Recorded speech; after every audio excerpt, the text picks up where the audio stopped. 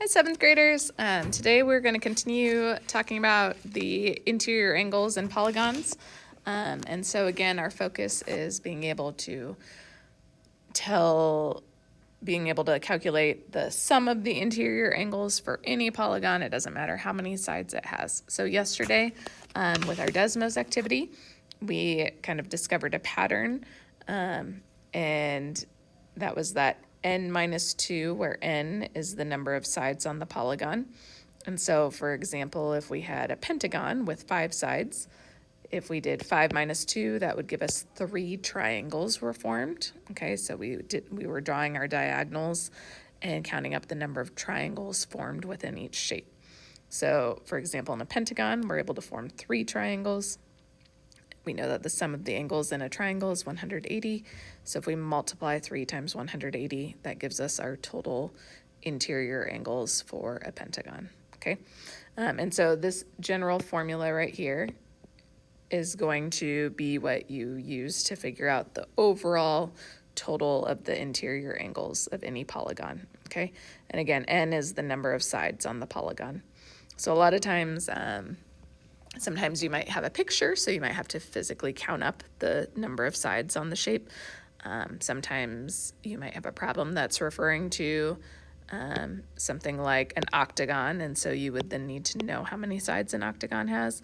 Other times it might say something like a 15-sided shape, and so then you would be able to plug in 15 for n. So we focused on this formula yesterday, and then right at the end of class we kind of started talking about regular polygons. So regular polygon means a polygon with congruent sides and angles.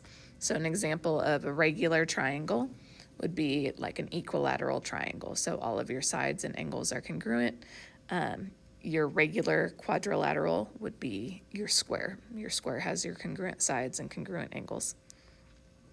And so if you have a regular polygon, meaning all of your sides and angles are congruent, you would first want to figure out the total of the interior angles, and then to figure out what each individual angle would measure, you would divide by that n again. So again, being the number of sides and angles on the polygon.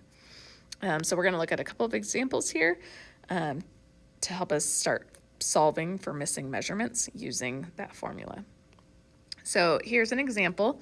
And there's actually an error in this example, so we'll find that here in just a second. So we have, it says find the value of x, and so we have a 6-sided shape. And so in this example, this person did 6 times 180 was 1080. So they, meaning that the interior angles would add up to be 1080 degrees. They knew that this was a right angle, this was a right angle, and x plus x plus x plus x plus that 90 plus the 90 is going to equal 1080. And then they solved that equation to get x equals 225 degrees. But there's actually a mistake in this one. And so when we look at this, all right, remember that formula to figure out the sum of the interior angles is that n minus 2 times 180. And so because this is a 6-sided shape, we actually want to do 6 minus 2. So remember, n is the number of sides on the shape. And so 6 minus 2 gives us 4. And then when we multiply 4 times 180, that's going to give us our total of 720 degrees. So all of our angles in this hexagon, the 6-sided shape, are going to add up to 720 degrees. So we have x plus x plus x plus x plus 90 plus 90 is going to equal 720 degrees. We can rewrite that as 4x plus 180. And from here, again, we're just solving our equation.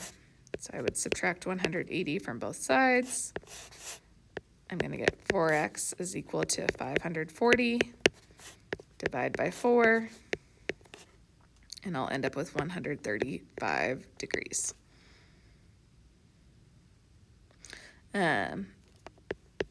So x is going to equal 135 degrees. And then really quick, sorry, I forgot to talk about this. This table up here, This is more just for your reference.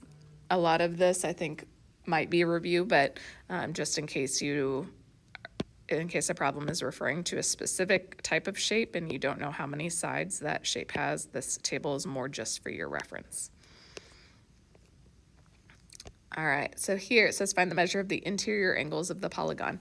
So we're gonna need to solve for x, and so our first thing we're gonna need to do is figure out what the sum of the angles is gonna be. So I'm gonna count up how many sides I have on my shape.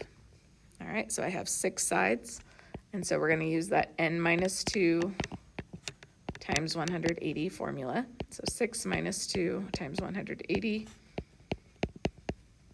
which we actually just did that math to figure out that that's going to be 720 degrees.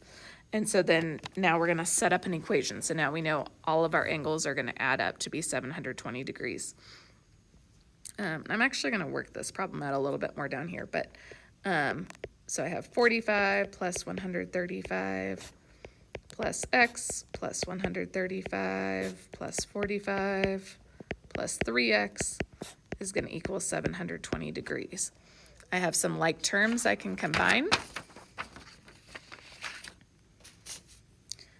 So I'm going to go ahead and combine my 45, my 135, 135, and 45. And when I add those all up, I'm going to get 360.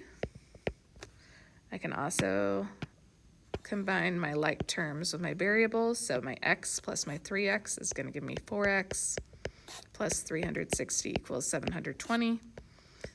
Again, from here, we're just solving an equation, so I'm going to subtract 360 from both sides. 4x equals 360, so divide by 4, and x will equal 90 degrees. So this angle over here is 90 degrees. This angle, my 3x, all right, so now that I know that x is 90, 3 times 90 would be 270 degrees, okay? Over here, it says find the sum of the interior angles of the polygon. So on this particular one, I just given the polygon, a picture of it. So I'm going to count up how many sides I have. And so when I do that, you should see that we have 9 sides. So we're going to use our n minus 2 times 180 formula. So 9 minus 2 is 7. Okay, so again, what that means is we would be able to form 7 triangles within this shape. And when we multiply 7 times 180, we'll get 1,260 degrees. So the sum of the interior angles of that polygon would be 1,260 degrees. On this next problem, here we actually have the sum, but we're trying to figure out the number of sides that the polygon has. So here we know that the sum is 2,520 degrees. So we're going to use that formula, n minus 2 times 180. And we know that our answer, that's going to have the same value as 2,520. So we're going to look at this as an equation that we're trying to solve. So we're trying to get n by itself. So there's a couple of different ways you could go about solving this equation.